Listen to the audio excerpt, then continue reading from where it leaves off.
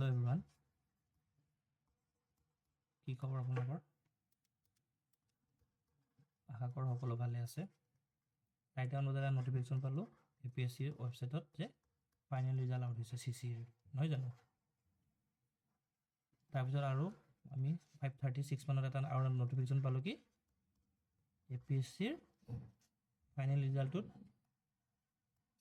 Error আছে, চ' cancel কৰিলে ৰিজাল্টটো। নটিফিকেশ্যনটোত লিখা আছে কি ফ্ৰেছলি আকৌ লিষ্ট বনোৱা হ'ব, নহয় জানো? এটা কথা হ'ল APSC being a constitutional body, কি হয়? কনষ্টিটিউচনেল বডি হয়। আমি আৰ্টিকেল 315ত APSC কথা পঢ়োঁ।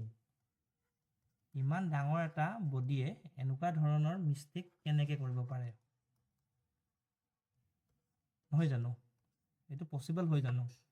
টাইপিং এৰৰ হ'লে এইটো গ্ৰহণযোগ্য হ'ব জানো? নিজে কওক আপোনালোকে, পচিবল হয় জানো?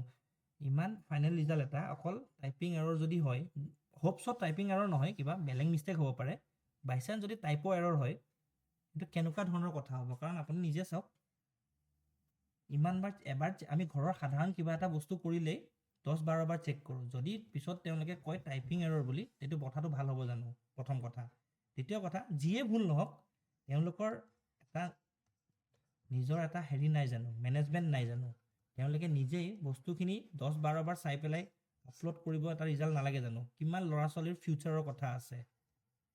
এতিয়া ধৰি লওক আমাৰ 288টাই চিলেক্ট হ'ল, তাৰ যদি এটাও যদি এতিয়া ৰিমুভ কৰি পেলাই এজন নতুন সোমোৱাই, এতিয়া এইজনৰ মনত কি হ'ব? আৰু এইজনৰ বাৰু ঠিক আছে পাই গ'ল, বা এই ৰিজাল্টটোকে দিলে এতিয়া এওঁলোকেতো নাই পোৱা, এওঁলোকৰ আকৌ এটা হোপ জাগিল নে? আকৌ যদি নাপায় দুবাৰকৈ আকৌ মন বেয়া নালাগিব জানো? তো এনেকুৱা ধৰণৰ হ'ব নালাগে। ফাইনেল ৰিজাল্ট লাগিলে 2 দিন দেৰিকৈ দিয়ক, কিন্তু ভালকৈ দিব লাগে, নহয় জানো?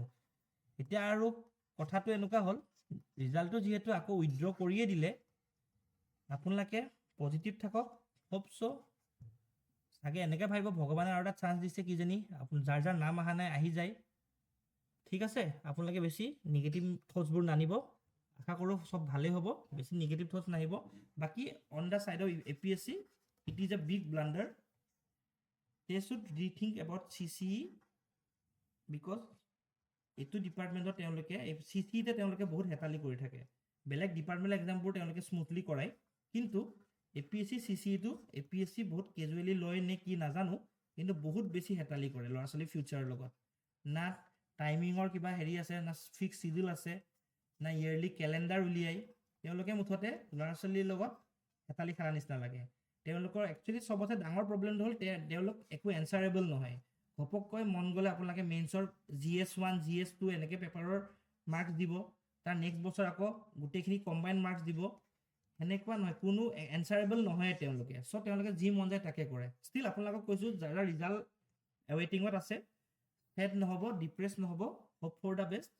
যি হয় ভালেই হয়, আপোনালোকে একো নিগেটিভ থটছ নানিব। ত' বি পজিটিভ, ঠিক আছে? Thank U.